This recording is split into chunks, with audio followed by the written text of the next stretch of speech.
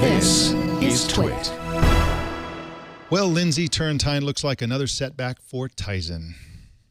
Indeed. According to GigaOM, Samsung is delaying its Tizen launch again. And in case you don't know, Tizen is the Samsung-created operating system that currently runs on some smartwatches and other devices, but not yet on a smartphone.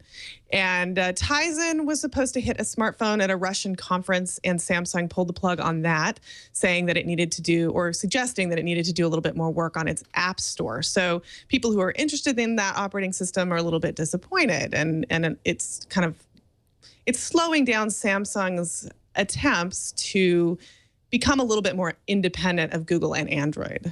Yeah, and that's, I think, the whole point of this.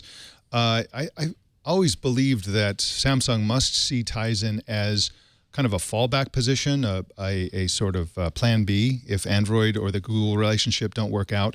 It's also a bargaining position. When Samsung goes to talk to Google and they hash things out, Google knows that Samsung has an alternative to Android that could be threatening. But I sense that when they say that they need to work on their app store, what they mean is that there aren't any apps. No, the developers are not embracing Tizen, and why would they?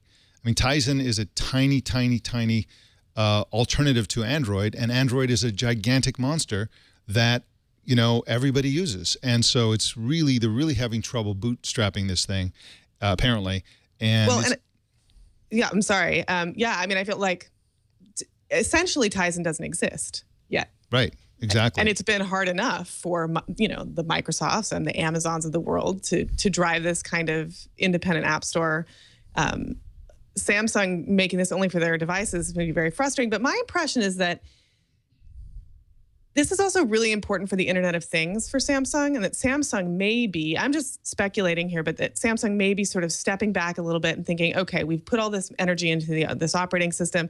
We're going to need something that works a little bit better and more intuitively on smart devices around the house. And maybe they're just sort of pulling back to work on that a little bit, feeling and sort of realizing that Tizen as a smartphone operating system is probably a pretty, you know, that's a tall order. Yeah, and they've of course built it, based their some of their smartwatches on it, and you know they're doing multiple operating systems for their various smartwatches, and I'm sure that they're discovering that there's way more interest in non-Tizen smartwatches among consumers, and so they themselves are probably seeing the writing on the wall for Tizen.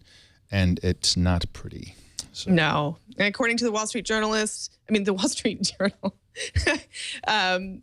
blogger Eldar, I can't pronounce this, Murtazen, he says that he doesn't expect Tizen to even hit this year, and that it's sort of a done deal for the rest of the year, which is a little bit surprising. Yeah. At least on phones. Yeah, it was supposed to hit at the beginning of this year, and NTT Docomo, Japan's big telecom monopoly, essentially supported it initially with said all the right things last year, and then when it came around to actually delivering phones, they're like, you know what, ain't gonna happen. And so it seems like everybody's doing that, and now Tizen and now Samsung itself is doing that very thing. So it's not good for Tizen.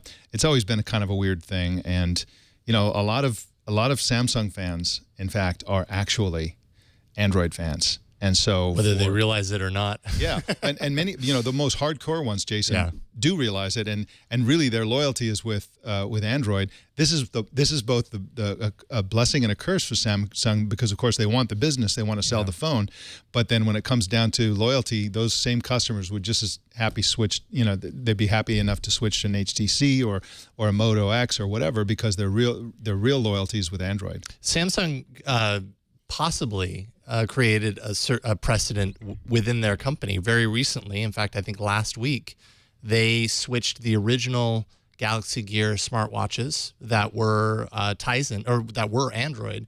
They sent out an update and switched it right over to Tizen. So now it's suddenly Tizen.